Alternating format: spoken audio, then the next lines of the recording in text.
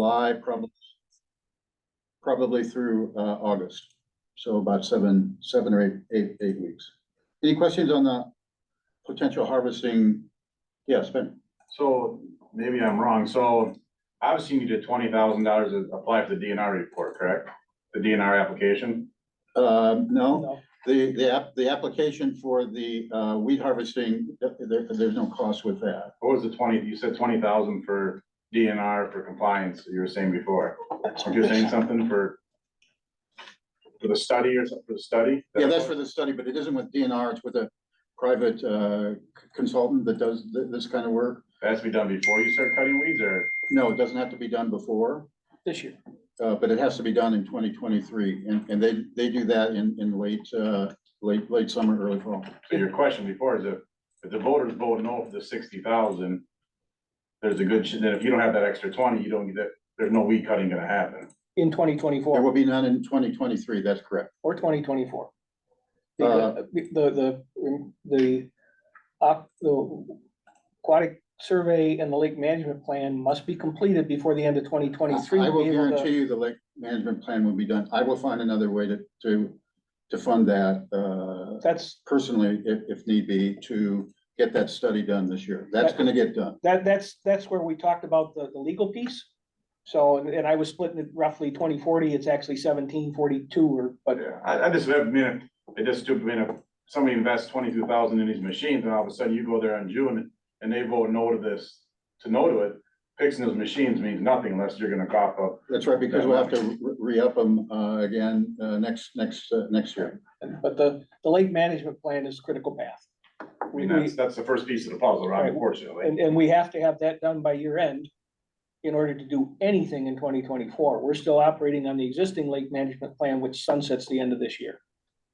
They're only good for 10 years. I think what Ben is, Actually, only good for 5 years typically, Dave. We've been granted an exceptional extension. There you go.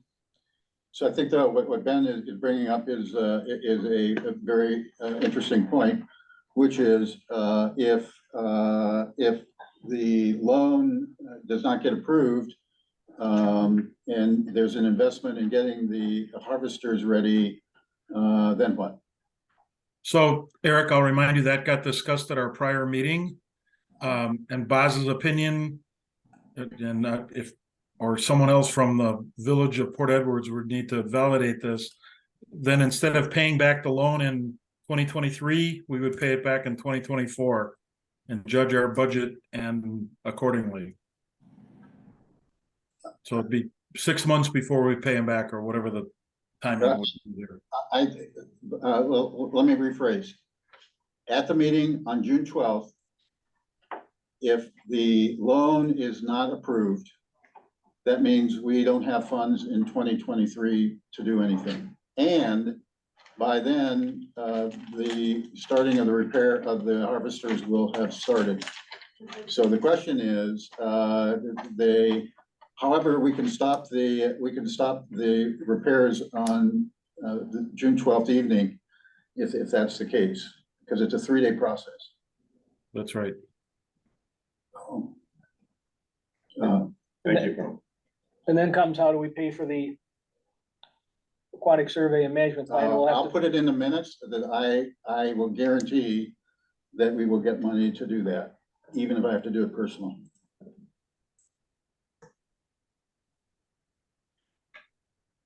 Sorry, we maybe got off track of weed harvesting there, but I believe that the map is directionally correct. The DNR will give us a lot of latitude. They know it's our first year. I mean, reasonable latitude, let me put it that way. They know we're not intending to cut a lot. It is a trial year. And I'm ready to submit and apply for the permit, which is another $300 expense. If we wait until June 12th to apply for the permit, it's roughly a 10-day cycle before we'll have the permit. So to me, a $300 expense feels like a small expense in order to be able to begin weed cutting, assuming the machines are repaired and available as of about June 15th. Okay, just so we realize it's not a guaranteed loan, whoever pays for that. Any concerns with the map or the harvesting or the approach on trailers? I do think I want to make sure everybody heard. If we go down this road and we like the pickup truck and trailer approach, we will have to take out another loan in 2024 to purchase a pickup truck and trailer unless we can find a long-term rental agreement. Doesn't necessarily mean it has to be a loan. There are some opportunities to have people donate some things or to create funds, so that we may have to purchase them and get a loan. A donation would be great, absolutely, Eric. Yeah, so on that subject, let's move to the second bullet point under 8, new business, grants. I will speak to the DNR surface water grants. The advice that we were given, there are a multitude of different kinds of grants. And the question I asked DNR was, given the early nature of our board and the work that we're being done, what grants would be, one would be available and most prudent for us. And Scott Provost wrote back and said, you should apply for the maintenance planning and strategy, lake planning and strategy grant, which I'm in the process of already doing. So that sounds like a strong possibility, since Scott is already the one who advocated for it, and that will be in process. I don't know the amount we'll get, but it will be something. The grants from Wood County Seed Committee, this will be an interesting one, Joe, for you to hear, because there was a speculation that perhaps any DARFA money that the Seed Committee still had available that wasn't going to be spent, perhaps we could apply for some of that. Well, I sit on the ARPA subcommittee, and I think that would be a good idea. However, get in line, that's about all I could say. Okay, all right. Because there are a lot of people that are requesting funds already. Well, it's, how can I diplomatically say this? If you get in line, it goes by number, right? Oh, And sometimes numbers don't follow numerically how they should. I understand.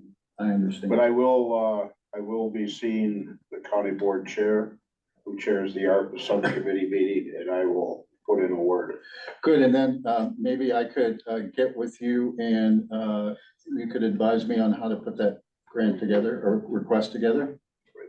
So, And another thing, I will contact the chairman of SEED and put you guys together too. that's awesome.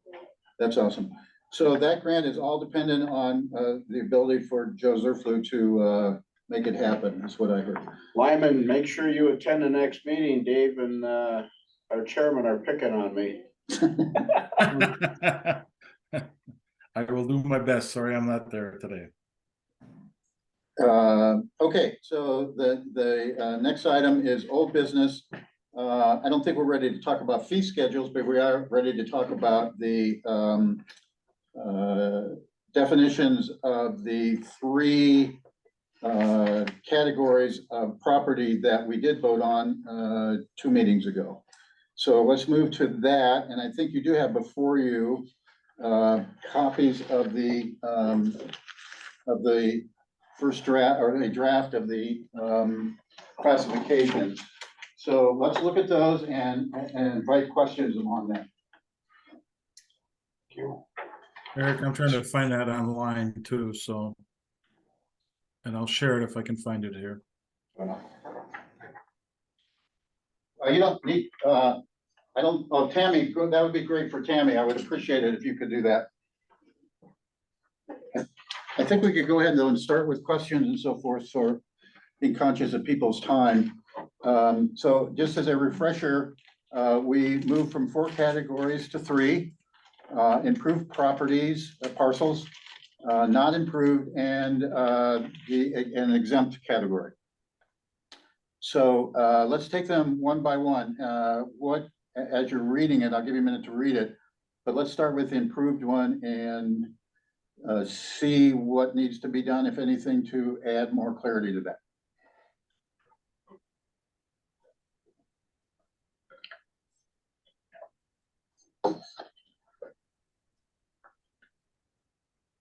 So trying to understand how we have a parcel with a home on it and no assessed land value. That's a really good question, Dave. I don't know how you explain it. So that's a one-off, and that is either defect in the process, or we'll have to find out how that occurs and make sure that if we become aware of it, we can correct that as well. Right. And let me say, Dave, that definition is based on the GIS website. Now, remember, the GIS website may not be perfectly synced with the Register of Deeds and the taxing authority.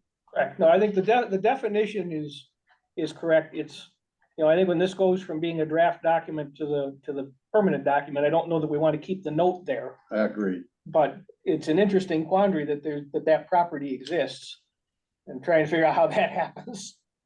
Any home that gets built, like right now, there will not be an assessed value or tax value for next year. They do not get taxed.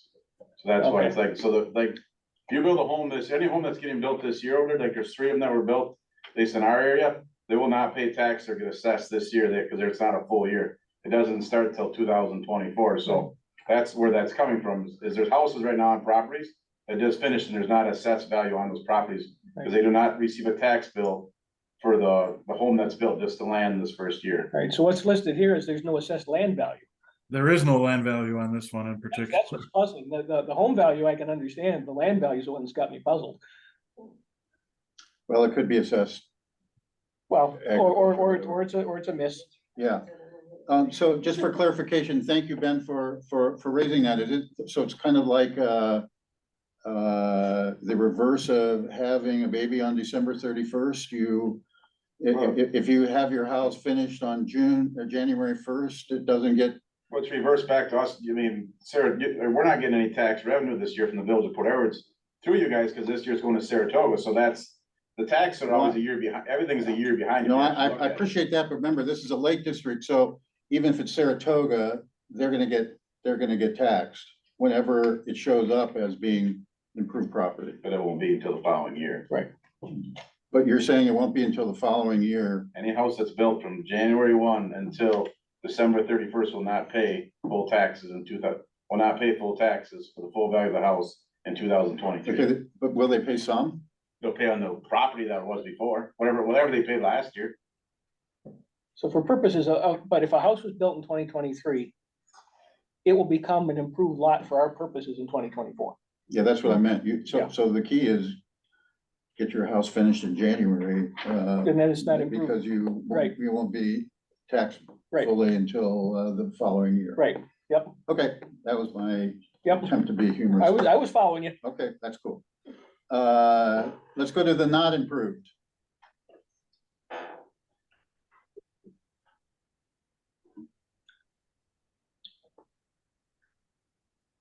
Any questions about that one?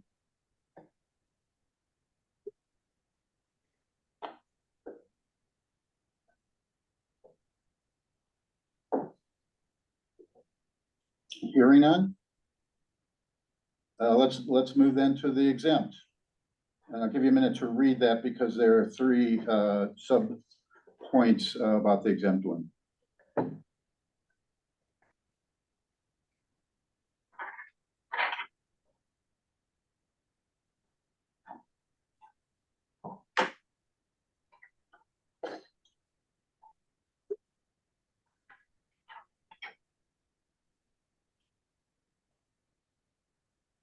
So I guess my question as I read A is, for purposes of the board, I'm okay with the definition, however, I'm trying to understand how we already established. I got 2 things. Number 1, we should spell out memorandum of understanding the first time it's used so that it's clear what an MOU is. Because I guarantee if I Google MOU, there's gonna be probably 30 definitions and 20 of them are probably inappropriate. I could only think of 2. But nonetheless, Google creates some interesting results. But before we can accept this, I think the board needs to approve that memorandum of understanding. I haven't seen the memorandum of understanding, so I don't know if it's appropriate for us to accept that as an exemption for the developers until the board weighs in on it and votes to approve it. Not sure who the memorandum of understanding is between.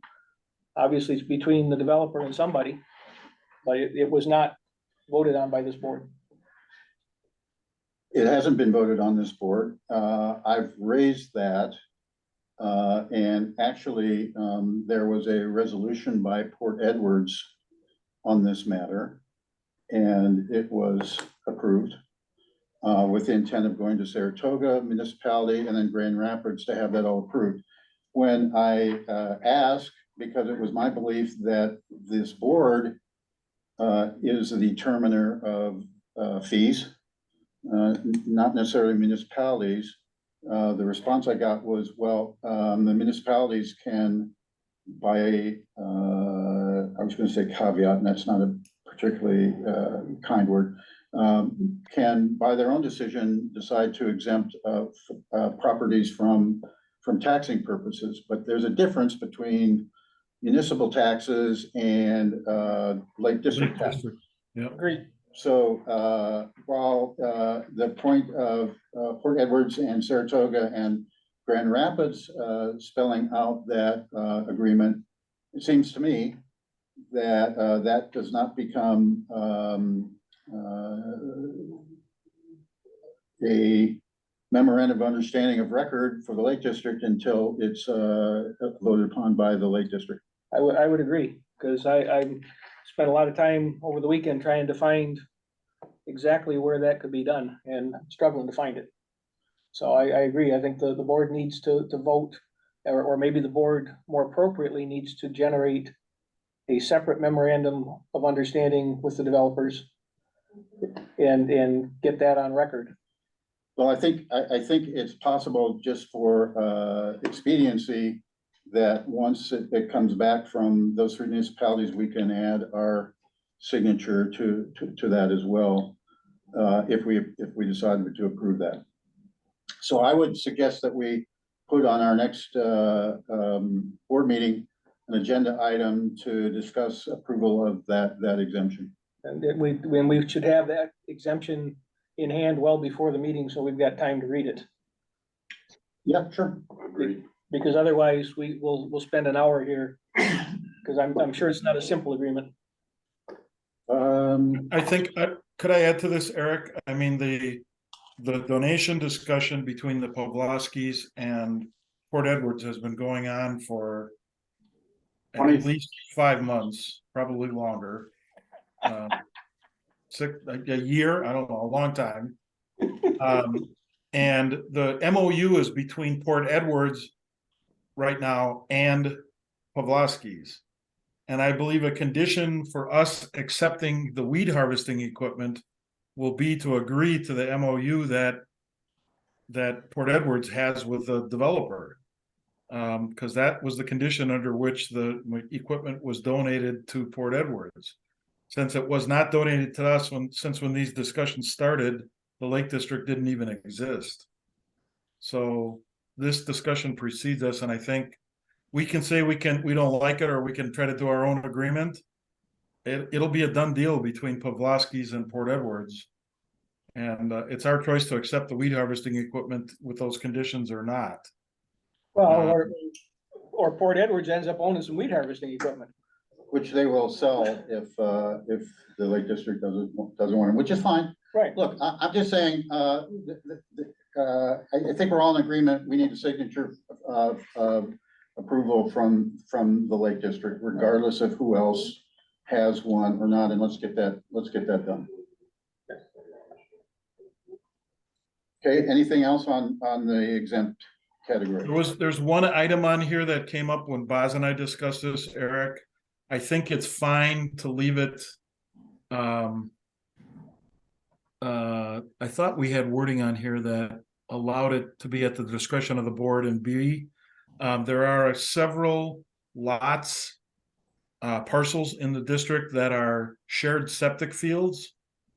And it was our belief from the beginning that those would never be charged any sort of a fee, that they would be exempt. It does not specifically say shared septic fields in this document. And again, we can call that one at the discretion of the board, but I'm just reminding people, in the assumptions up until now, the shared septic fields, we're not paying a fee for the Lake District. There's about 4 of them or 5 of them, something like that. Maybe those are the ones I've identified, but there's 4 properties here that were on the initial draft list of exempt properties that I'm struggling to figure out how they meet any of the criteria that are in the draft, and maybe it's those. But I think to that end, if we're exempting them because of shared septic fields, then I think that needs to be called out so that we can vote on that as being a legitimate reason to exempt a property, because I'm not sure how an exempt septic field has any bearing on whether or not that property receives value in the Lake District. It's a little confusing further, Dave, because some of these properties don't even have parcel IDs. Okay, well, then those aren't the ones that I'm looking at, because there's the Nickel properties and the Dobner properties that I'm trying to figure out how they fit into any of the criterion listed here. Those are number C, Dave. The Dobner and the Nichols there's what would be 1 lot that's divided into 2 lots because of the boundary between Grand Rapids and Port Edwards. Okay. We can pull it up on a GIS site if you want to see it.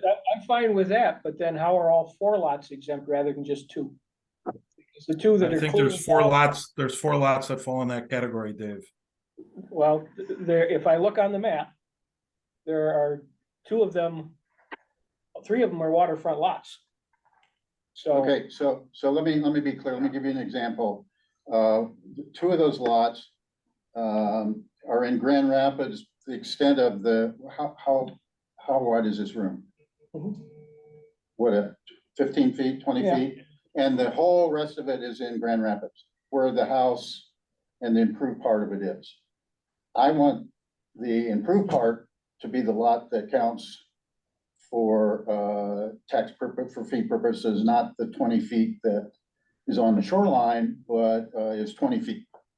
Okay, so that's what those lots are, and there are several of them in that weird kind of way, right up at the north, the northeast corner, but right before the bridge. I don't want to debate that too much right now, so we get the definitions, but I think we need to look at the spreadsheet, because there's definitely some discrepancies in how these rules were applied to what was submitted in the initial spreadsheet. Correct. So just call those what was submitted, Dave, as budget assumption. Boz took that and has submitted it to the map guy. And I would propose we put this as an agenda item on a future meeting to literally go through to whatever detail we want, parcel by parcel, on what's exempt, what's improved, what's not improved. I think we need to do that, because as an example, and I'm just looking at the Domtar lots, interestingly enough, they all fall under the same category, yet the ones that are in Saratoga are exempt, the ones that are in Port Edwards were not. So, and all of them are underwater, with the exception of 1. Correct. He said it before, I think he's talking, these are coming right through here, see where the line goes right. Yeah. That's where the piece, and that's where the Dobbs house is. Yeah, the ones I'm looking at. Okay, any other good call outs? Great for the clarification purposes. We will improve upgrade the draft. And we will, at the next meeting, have an action item to discuss and a motion on the Pavlovsky developers exemption. And also we'll take a look at the map and look at any questionable parcels that that aren't obvious in terms of their category. If you look at this as a living document that's going to go out, so I think we need to define what an outlot is. I mean, I know I go to Webster, I can figure out what an outlot is, but I think we need to define it for our purposes, what we're considering to be outlots. I think we could clean some things up, so the developers have a current MOU. I think we can combine A and B to say something along the lines of a memorandum of understanding agreed to and voted to on by the board. So that takes into account that we might have one that's established with the village of Port Edwards, but any MOU needs to be agreed to by the board. That combines them all. So we could have multiple coming in over the course of time. Okay, I have a good idea. I'm gonna ask, you, Dave, and Lyman to work on, updating the draft of the two parcels. If you guys would work together. Yep. Then come to the next meeting with We can pass things back and forth with a, in draft language and, with a close to final classification description. How's that? okay. And for what it's worth, I just screen shared the couple that we talked about. If you can see it on the screen. Okay. All right. Any other old business? I'm glad we got into that conversation about the classifications. That's Eric, I don't know if this is old business or new business. There's something about we need to fill out an application to be eligible for grants, or is that new business? Are you familiar with that? There was a message, Boz got it, and I also got it from Sarah Hotley. There's some form we have to fill out before we can even apply for a grant. It's a grant eligibility form. that is not applicable to lake districts. There's a second paragraph that says if you're a lake district, you don't have to do that formal request to be able to apply. Item resolved. Never mind. Thank you. You're welcome. Hearing any other old business? None. There's a motion to approve the 1, 2, 3, 4, 5. I'm gonna say I want to improve what the three known amounts of money are. Unless Lyman, you can fill me in on what the training, what the Lake District training fee was and what Jeff Miners was to work with Aquarius. Sorry, was that a question, Eric? How much was the training session that Jeff Miner did with Aquarius on harvest? Jeff Manners training, I think, was $75. That's what my understanding too. And what is yours on the conference? There was 120, I think, between yourself, myself, and Dave. Yeah, I'm not, I don't want reimbursement. So what was yours? Mine was 40. I turned mine into on my expense account, so I'm covered. Okay, Mine, so then it's just me for 40. And then on the day,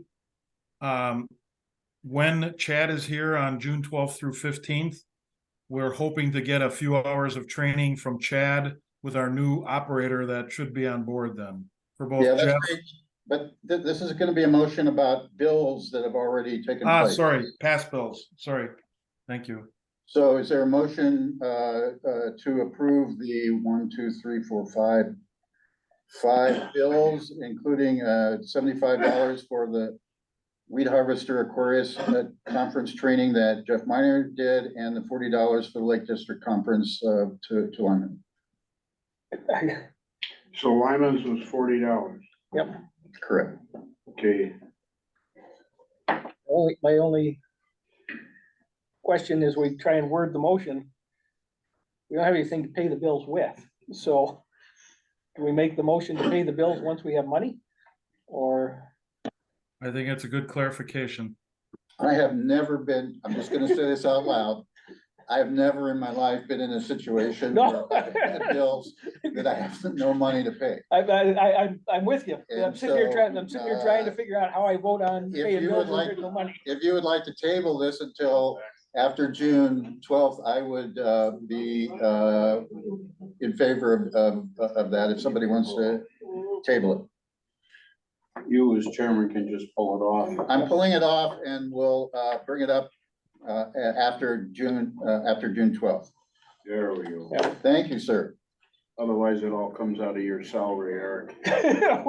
We're all getting paid so much. I may reconsider not taking. 11, Tammy, you've been very, involved in listening. I appreciate that very much. It may be hard to follow, but you and anybody else in the room here have any comments on the agenda items or the new topics? Not at this time. Thank you, Tammy. Comments from board members? I've said enough for the day. Your airtime, it's kind of like a chess thing. Yeah, I can't beat that one. I maybe have a question, Eric, for the group. Let's assume we get a green light for the loan on June 12th. Do we need any further approvals to go execute that loan, or when that meeting is approved, are we authorized to go close the loan with Nakusa Port Edwards Bank? Oh, we voted on that already. That will be a good one for June 12th itself, because that's the day that the secretary of this board will be back in town, and generally not passing the buck off on Boz, but that's under his bailiwick as secretary to. Sure. But I think as far as whether or not we can execute, I thought we voted to take the loan. Oh, we did that. So to Lyman's point, I think that decision's been made. It's just a matter of how he exercises it, if it's approved by I'm pretty sure if you look in the minutes, we voted to borrow the money. We did vote to And do that. we picked the bank. And And, we picked the bank. and so this would be, let's assume we had the loan already. This would be a running total of what we spent already, and are we gonna approve that or not? Not having the loan, I'm gonna table this Right. till then. Agreed. But we don't need approval on every line item of the budget. We need a running tab on the total of what we have available to us. I'm just saying, who's authorized to go sign the loan with the bank? Is That's a that good you, question. Eric? Is that Boz? Is that me as treasurer? I don't care. There will else?